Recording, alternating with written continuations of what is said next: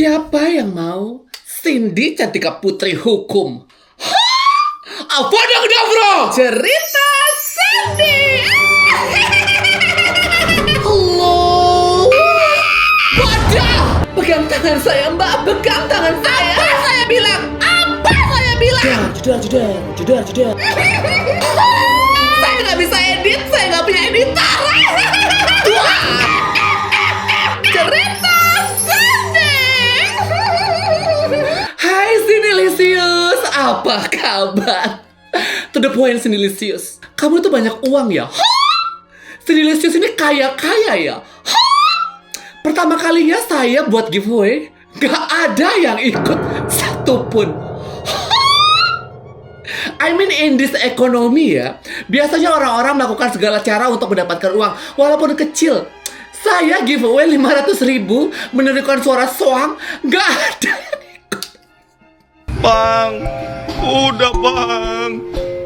Saya merasa gagal jadi influencer. Apa jiwa sosial kamu tinggi ya, Sinilisius? Kayaknya mikirnya gini, saya nggak butuh-butuh banget. Mungkin ada yang membutuhkan yang lain. Biarlah yang lain yang menang. Gitu kali ya, positive thinkingnya kali ya.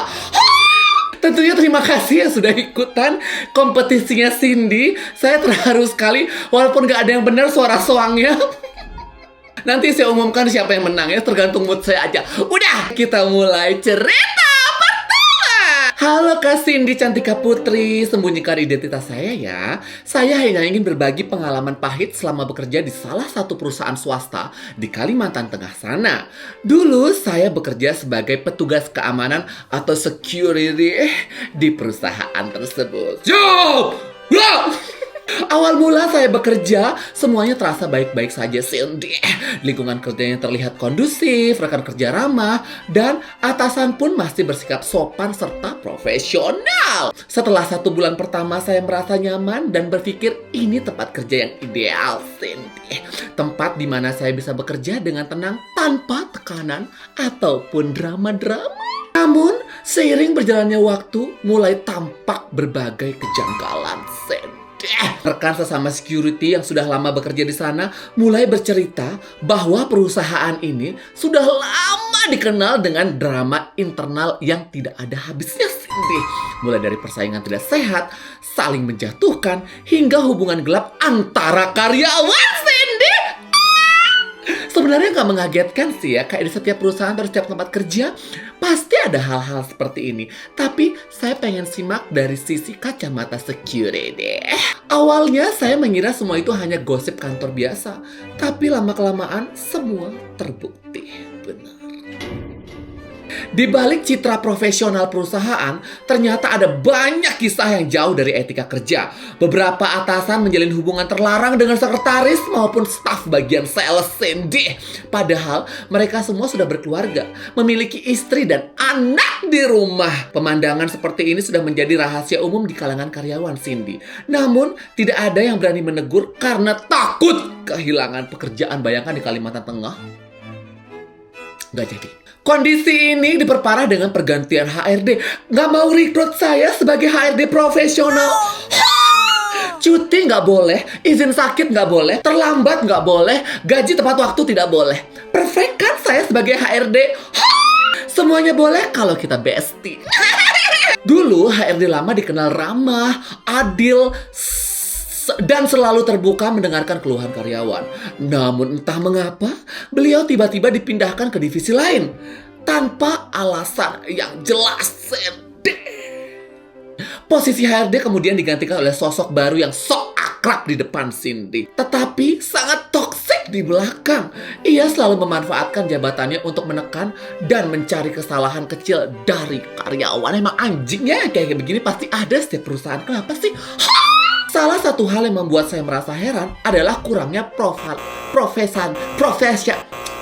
profesionalisme di lingkungan kantor. Saya sering melihat beberapa staf kantor, bahkan manajer, mengenakan kaos santai saat bekerja, Cindy. Seolah-olah tidak ada standar berpakaian berlaku di perusahaan tersebut. Seolah-olah tidak ada standar berpakaian yang berlaku di perusahaan sebesar ini, Cindy. Perusahaan apa sih? Saya penasaran jadinya perusahaan apa? Hal seperti itu tentu menimbulkan kesan yang buruk, Cindy. Apalagi bagi kami yang bertugas menjaga citra perusahaan di depan publik, Cindy. Sebenarnya sih nggak masalah, tergantung pekerjaan sih sebenarnya ya. Karena merasa kecewa dengan budaya kerja dan perilaku tidak profesional tersebut, saya akhirnya menulis ulasan jujur di Google Maps, Cindy, tentang kondisi lingkungan kerja yang menurut saya tidak pantas disebut sehat ini. Di ulasan tersebut, saya tidak menyebut nama siapapun, hanya menyampaikan pendapat berdasarkan apa yang saya lihat dan alami. Tolong kamu sudah anonim dong, harusnya dong. Kalau menulis Google review tentang tempat kamu bekerja, harusnya kamu anonim dong, ya kan? Jangan terang-terangan menulis nama serta jabatan kamu. Bisa bahaya. Ada peribahasa loh, atau itu istilah saya nggak tahu. Jangan meludah di tempat kamu minum. Hati-hati loh, Sinilisius. Ini berani sekali ya dia ya. Namun, kejujuran saya justru menjadi masalah besar. Beberapa hari setelah ulasan itu muncul, saya dipanggil oleh HRD dan atasan. Diinterogasi dan ditekan agar menghapus review tersebut. Apa saya bilang? Apa saya bilang? Jangan meludah di tempat kamu minum. Itu udah kayak jadi rahasia umum gitu loh. Kayak aturan tidak tertulis gitu loh. Fake di depan, di belakang. Ih, kamu gregetan, cubit. Tak lama kemudian saya diberhentikan secara sepihak. Kan, tanpa peringatan maupun penjelasan yang masuk akal. Sini masuk akal kok. Saya sempat merasa sedih dan kecewa, tapi di sisi lain ada perasaan lega. Karena akhirnya saya terbebas dari lingkungan kerja yang penuh dengan kepura-puraan dan ketidakadilan ini.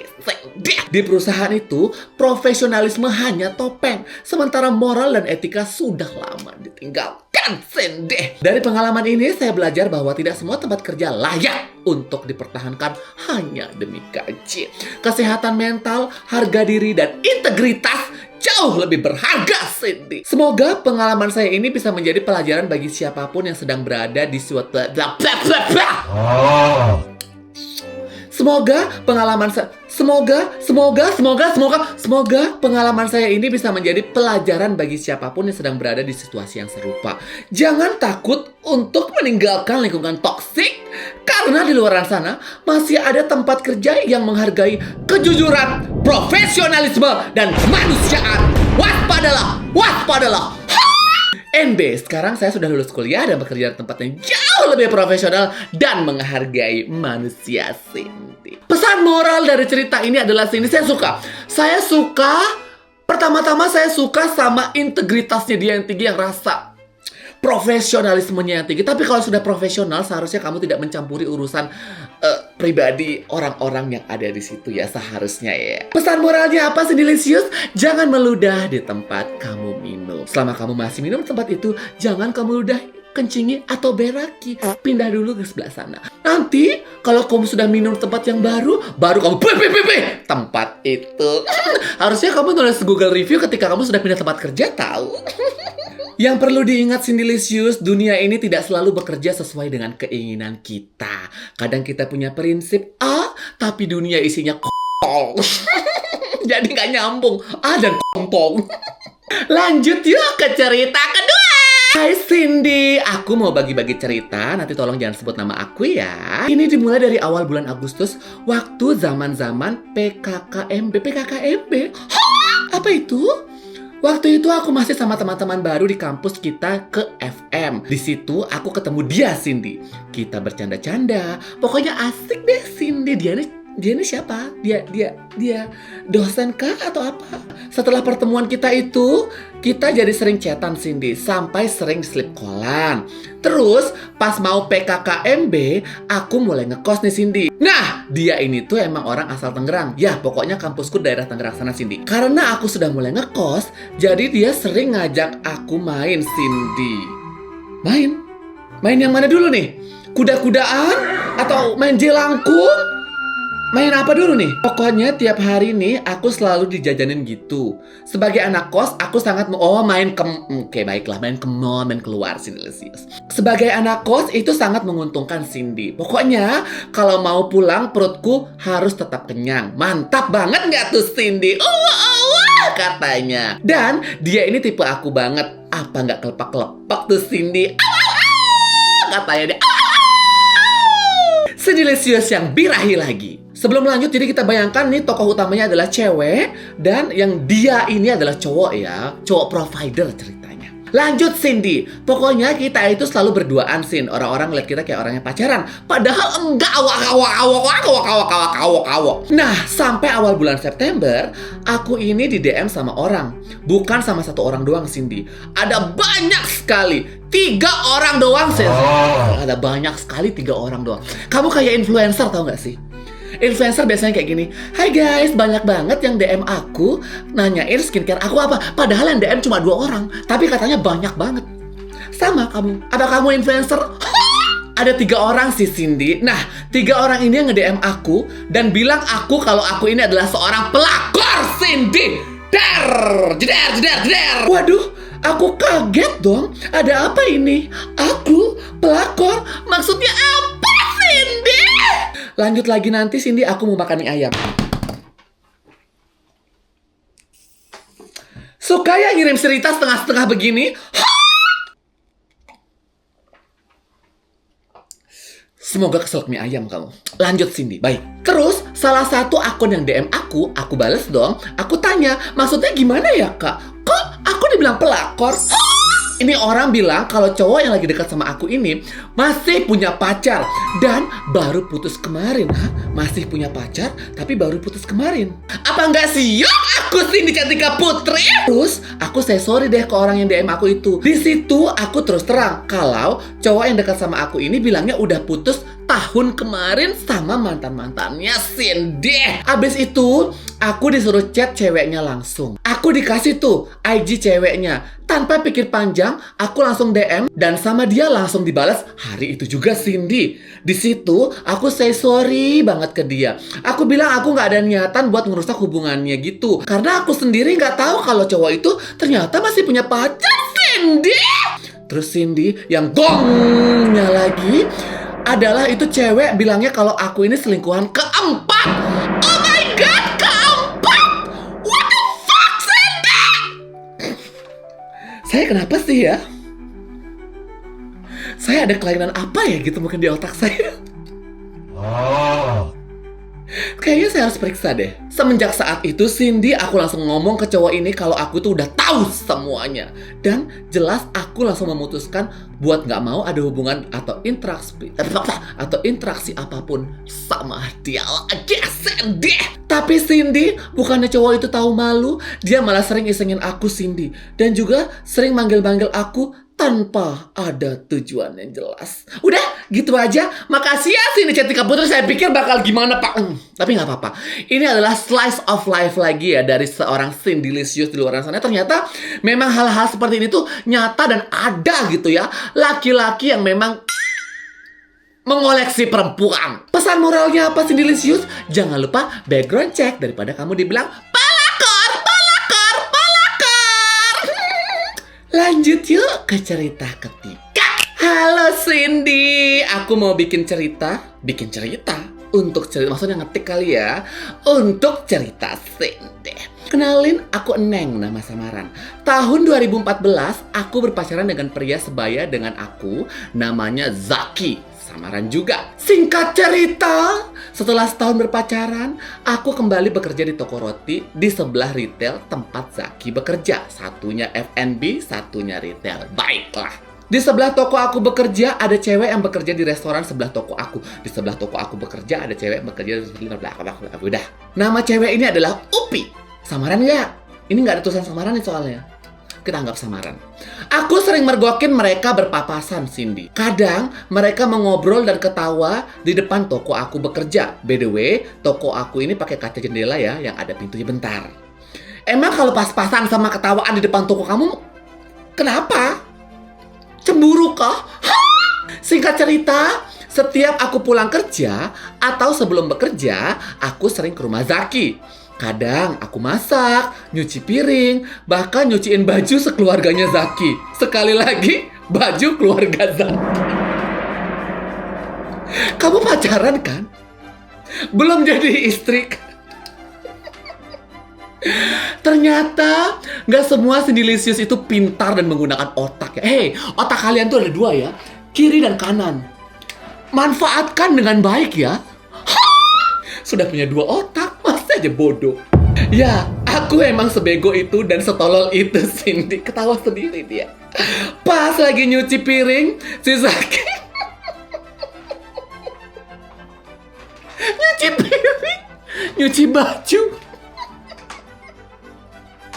Mbak, kamu mau nggak kerja di rumah saya? Pakaian saya numpuk. Kalau masak ada mbak saya. Tapi kamu bisa beresin kasur saya. Mau nggak? Jangan bilang ada sinilisius yang kayak gini lagi yang lain. Ini ya, tenaga kerja tidak. Kamu cocok kerja sama Dendles deh. Waktu zaman-zaman VOC. Dia rela loh sinilisius. Bodohnya. Pas aku lagi cuci piring, si Zaki ternyata baru pulang. Padahal hari itu dia libur kerja, Cindy. Pas ditanya sama aku, ternyata dia baru pulang jalan sama si janda Upi ini. Aku kaget. Ditambah kaget dengan pernyataan kakak perempuannya. Si Upi mana, Ki? Suruh masuk. Gila nggak? Aku sakit, Cindy. Akhirnya aku minta diantar pulang, Cindy. Sebelumnya, aku pernah ngelabrak si janda ini. Tapi dia nekat nggak mau ninggalin si Zaki berserta keluarganya. Aku memilih mengalah dan resign dari tempatku bekerja. Dan aku keterima di SPBU yang nggak jauh dari tempat aku bekerja. Bentar. Keluarganya Zaki tahu kalau Zaki jalan sama Upi. Bahkan si Upi disuruh masuk sebagai tamu. Dan kamu di situ sebagai pacarnya Upi diperlakukan sebagai pembantu.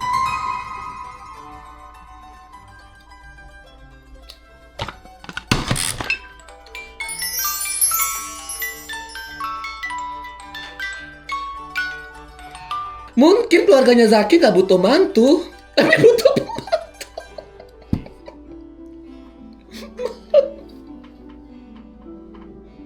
Singkat cerita, aku berkenalan dengan cowok cuek, dingin, berkacamata, namanya Rian, nama samaran. Awalnya dia cuek sama aku, tapi lama-lama aku deketin, semakin lululah dia. By the way, aku masih pacaran sama Zaki ya, bedanya kamu sama Zaki apa?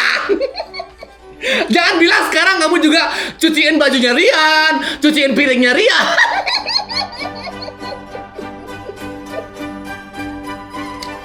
Please lah. Di belakang Zaki, aku main bareng sama Rian tanpa sepengetahuan Zaki. Zaki nggak pernah antar jemput aku. Banyak alasan yang dia buat. Padahal aku tahu, selama aku bekerja di SPBU, dia sering pula jalan dengan janda itu, Cindy. Aku cuek dan gak mau tahu lagi. Sampai akhirnya aku diputusin Zaki gara-gara ketahuan dekat sama si Rian. Akhirnya aku iyain aja setelah ketemu Zaki dan berdebat dengan dia. Mungkin debatnya kayak gini ya. Kamu jalan sama cowok lain kan? Aku mau putus sama kamu. Putus aja. Gak bisa. Siapa yang nyuciin baju aku? Siapa yang nyuciin piring di keluarga aku? Zaki bodoh Kamu dapat tenaga kerja tanpa dibayar. Malah diputusin, tolol. Goblok Zaki. Aku nangis, Cindy. 2 minggu dia tanpa kabar. Kan udah putus.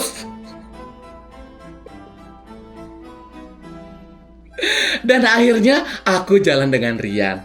Aku gak mau berlarut-larut dalam kesedihan yang tahu bakalnya nanti akhirnya gimana. Aku move on. Akhirnya aku sindirlah si Rian supaya dia nembak aku. Oh, belum jadian kalian. Akhirnya si Rian nembak aku. Dar. Yeay, aku diterimalah sama dia, Cindy. Selang seminggu dari pacaran dengan Rian, Zaki datang ke rumah sambil nangis-nangis, memohon dan meminta balikan sama aku karena tidak ada yang mencucikan baju keluarganya lagi. Mesin cuci kah? Jelas aku tolak, Cindy. Aku bilang kemana aja selama 3 minggu tanpa kabar. Dia malah nangis, Cindy. Aku bilang maaf, aku gak bisa. Aku sudah nyuciin baju orang lain, gak bercanda. Maaf, aku gak bisa. Aku sudah punya orang lain lebih baik dari kamu. Sana, kamu sama si Upi-Upi itu aja. Toh, selama ini kamu jalan sama dia kan? Si Zaki bilang, kalau kamu maunya gitu, ya udah. Apa sih Zaki? Perjuangkan. Akhirnya kita benar-benar putus. Emang kemarin putusnya pura-pura.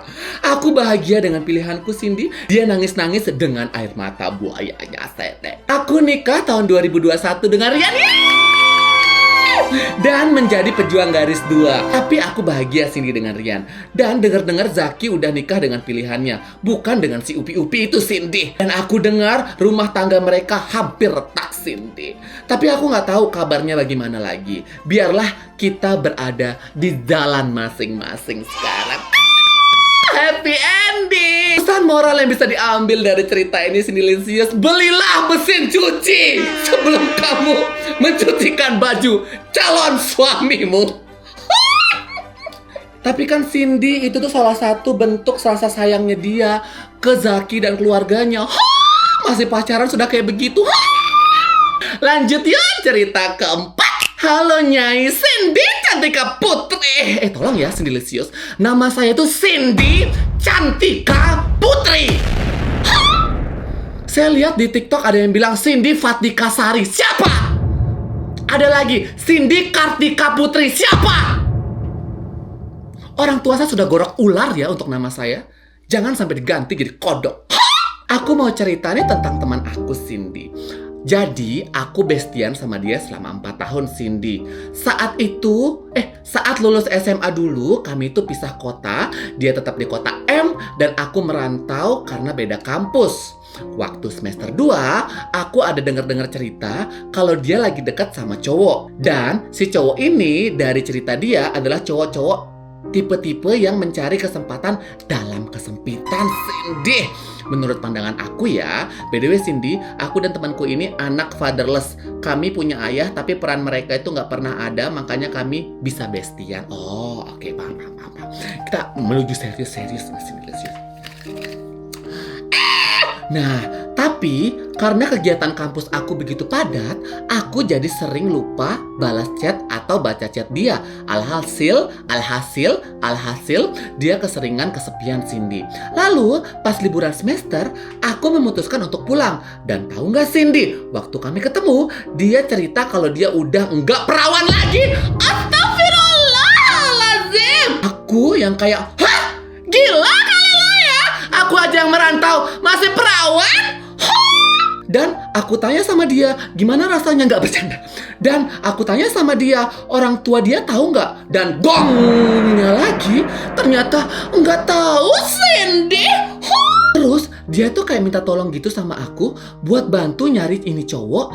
Karena udah 6 hari cowok ini nggak ada kabar Cindy. Tembak dalam terus lari dari tanggung jawab Cindy-licious. Biasanya terjadi di kota-kota besar ya. Ternyata di kota kecil juga ada. Di kotanya tadi kota M. M itu Mataram, Malang, Magelang, Monyet. Setelah mencari, akhirnya aku nemuin ini cowok dibantu sama abangku Cindy. Tahu Cindy, ternyata cowok itu udah nikah. Cowok yang udah nikah merawanin teman kamu sampai teman kamu hamil nggak? Kok saya narik kesimpulan sendiri? Sorry, lanjut. Asu banget Cindy. Dan parahnya lagi, setelah cowok itu ketemu, teman gue positif hamil kan? Gimana ini Cindy-licious? Terus gimana? Bener-bener gue gak tahu lagi harus gimana Cindy. Gue bingung. Sekarang teman gue hamil. Saat ini orang tua dia belum tahu. Aku selalu nasehatin dia untuk ngomong aja ke orang tuanya. Dan aku sebagai teman bakal nemenin dia buat ungkapin itu ke orang tuanya Cindy. Sampai detik ini dia masih enggan bilang ke orang tuanya. Padahal nanti kan perut dia bakalan kelihatan Cindy. Aku gak tahu lagi gimana sekarang karena semenjak itu dia gak ada chat aku lagi Cindy. Aku chat juga gak pernah dibalas sama dia Cindy. Aku pengen banget chat orang tuanya, tapi aku takut malah ntar aku yang salah. Jadi sekarang aku harus nunggu liburan semester buat balik ke sana lagi dan melihat keadaannya dia Cindy. Semoga baik-baik aja ya. Aduh jadi khawatir loh, karena ini kayak gak ada solutionnya. Saya pikir cowok itu masih lajang gitu kan. Kalau masih lajang itu masih bisa tanggung jawab, dinikahin kelar gitu. Tapi dia punya istri. Pesan moral untuk Cindy-licious, se-fatherless dan sekesepian apapun kalian, jangan pernah mencari perhatian dan kasih sayang dari laki-laki. Karena itu hanya akan merugikan kalian sebagai perempuan kalau kebablasan, Senilisius. Sibukkanlah diri kalian ke hal-hal yang positif. Jangan sampai seperti kejadian ini. Kan bingung ya sekarang ya itu. Tapi kata saya sih harusnya jujur sama orang tuanya ya. Bilang sama orang tuanya tidak dicarikan solusi. Lanjut ke cerita Awan. Kemarin si Awan sudah melamar di maskapai kaktus kan, Senilisius. Sekarang Awan berubah lagi. Dia menuju maskapai burung besi. Selama masa periode dia melamar dari kaktus menuju burung besi ini, banyak juga maskapai internasional yang dia lamar. Di sini kalau saya boleh cerita lebih detail, maskapai luar negeri ini nggak ribet. Awalnya itu langsung interview dan tes bahasa Inggris. Tentunya dilewatin dengan Awan ini ya. Ada tes listening, writing, speaking, yang kayak seperti itu. Baru setelahnya tes-tes yang belibet. Beda dengan maskapai domestik, tes belibetnya dulu di awal. Ketika melamar maskapai burung besi ini, Awan waktu itu bersama salah satu temannya dari kampung. Temannya ini agak nyentrik dan eksentrik gitu lah ya. Setelah berangkat dari kampung ke Jakarta, menginap di Airbnb waktu itu atau di mana ya? Saya lupa juga menginapnya di mana, dia cerita si Awan itu. Pokoknya penginapan yang murah dekat-dekat situ. Paginya berangkat, disertai dengan restu orang tua. Dan maskapai ini tuh jarang membuka bukaan, Senilisius. Jadi ketika sekalinya buka waktu itu akhir tahun membludak lah. Sampai 2.500 peserta pramugara dan pramugari yang ingin melamar di situ. Sampai di sana, maskapai ini tepat waktu. Bilangnya akan mulai interview jam 8, jam 7 sudah siap-siap. Tepuk tangan untuk ketepatan waktunya. Di sana, Awan bertemu berbagai macam rekrutmen. Ada yang sudah mencoba juga seperti Awan, ada yang former pramugara. Former apa sih bahasanya? Pramugara inisial gitu yang sudah menjadi pramugara pengen mendaftar juga di situ gitu. Ada pramugara dari maskapai lain, ada yang emang dari nol, ada yang sudah pengalaman jadi pramugara, banyak orang di situ. Bahkan ada yang mencocok-cocokkan BMI-nya supaya ideal. Karena maskapai ini dikenal kalau mau masuk ke sana BMI-nya harus ideal. Apa itu BMI? Cari tahu sendiri. Ya harus pintar, oke? Sampailah gilirannya Awan ini dipanggil gitu kan. Peserta dengan nama Awan. Cukup, ini berkasnya gitu kan. Di maskapai ini terstruktural, tidak kacau sama sekali, semuanya rapi. Tapi satu hal yang disadari Awan pada saat itu ternyata memang untuk interview di awal maskapai ini tuh tergantung sama interviewernya suka atau enggak sama kamu secara subjektif.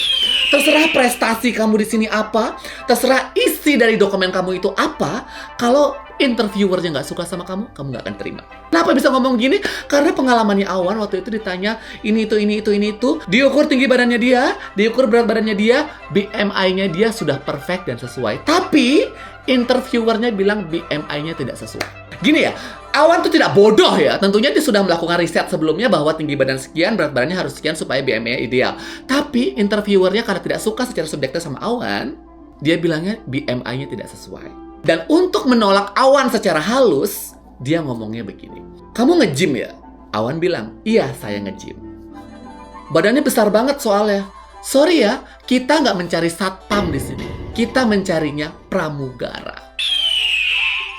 Awan kaget, kok gitu? Iya, soalnya lengan kamu kayak tukang pukul, kayak security. Kayak body shaming, tapi nggak body shaming. Menurut Awan itu jenius, tapi kayak merendahkan pekerjaan security waktu itu. Kayak Awan masih nggak percaya, karena semuanya ini perfect. Requirement-nya perfect. Umurnya juga nggak ada yang kelebihan atau kekurangan waktu itu. Kayak, what?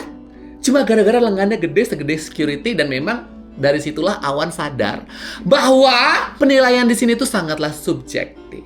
Oke, tidak diterima. Nggak sampai 5 menit, nggak sampai 10 menit, langsung walk out. Ingat tadi saya cerita kalau Awan kesini sama salah satu temannya dari kampung. Temannya ini akhirnya keterima. Loloslah dia. Sesuai dengan requirement maskapai ini. Keterimalah dia. Awan pulang ke kampungnya, sedangkan temannya harus stay di sana untuk mengurus ina inu. Tetap saja ada bayar-bayaran ya, karena temannya ini komunikasi sama si Awan. Bilangnya kalau mau lolos tes kesehatan itu harus bayar sekian, kayak uang gitulah pokoknya, yang uang pelicin gitulah untuk meloloskan dia. Karena temannya ini ada sedikit cacat di gigi ya, sedangkan para pramugara itu nggak boleh, ini bukan sisil, nggak boleh cacat di area gigi. Sampai akhirnya si Awan ini sudah kembali lagi ke kampungnya untuk bekerja, sedangkan si temannya ini sudah di Jakarta sana untuk menempuh pendidikan pramugaranya. Si Awan kadang-kadang suka ke Jakarta untuk melamar di maskapai lain gitu kan, sekaligus dia mengunjungi temannya ini. Suatu ketika temannya ini lifestyle-nya tiba-tiba berubah gitu ya. Ketika Awan berkumpul sama temannya ini dan sesama teman-teman pramugara yang lain, Awan ini biasa ngomong menggunakan logat dari kampungnya dia. Ketika itu dia langsung ditegur sama temannya yang sudah jadi pramugara ini. Heh, jangan gitu Awan.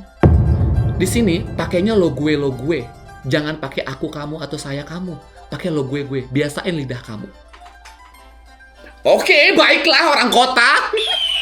Yang kedua, tentunya sebagai orang kampung kita memiliki logat, ya nggak sih Nilisius? Awan masih mengeluarkan logat-logatnya dari kampungnya itu karena merasa memang kayak kenapa harus malu sama logat sendiri. Tapi temannya langsung menegur, Awan, hilangin logat kamu. Malu tahu, di sini teman-temannya di sini nggak ada yang pakai logat. Biasain ngomong tanpa logat, bisa nggak kamu?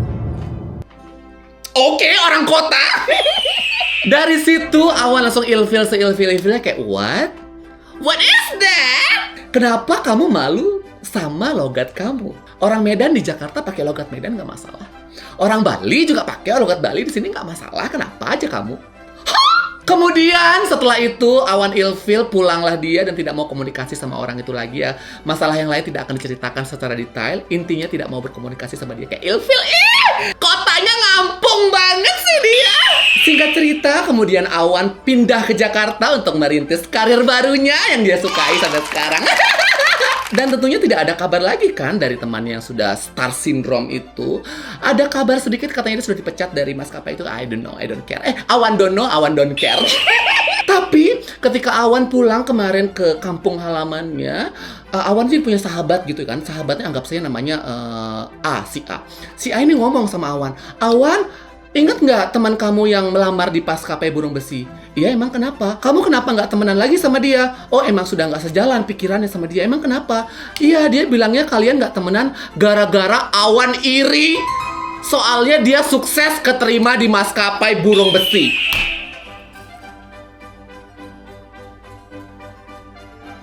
Iri? Iri? Awan yang saat itu kaget karena sebagai teman yang baik, Awan mensupport dia seperti meminjamkan uang dia sampai beberapa juta untuk dia bertahan hidup di Jakarta selama dia menjalani proses sekolah pramugara itu. Kayak iri. Iri. Di situ Awan kaget dan langsung klarifikasi dong, karena memang dia sama sekali tidak iri sama orang yang menjual badannya untuk survive di Jakarta selama masa-masa sekolah pramugara. Semurah itukah kamu menjual badanmu di Jakarta? Pesan moral. Pesan moral dari cerita Awan ini Senilisius, jangan pernah mengkhianati teman kamu sendiri, karena teman kamu itu yang tahu semua rahasia kamu, cuma memilih untuk diam dan tidak membongkar. Jangan insecure, jangan insecure. Masih ada part ketiga dari cerita perjalanan Awan ini Senilisius. Dan yang ketiga ini lumayan seru karena maskapainya baik banget. Mau tahu nggak maskapai apa? Tungguin di cerita Awan selanjutnya. Itu dia Senilisius cerita Cindy. Episode kali ini untuk Senilisius yang ingin menceritakan ceritanya di cerita.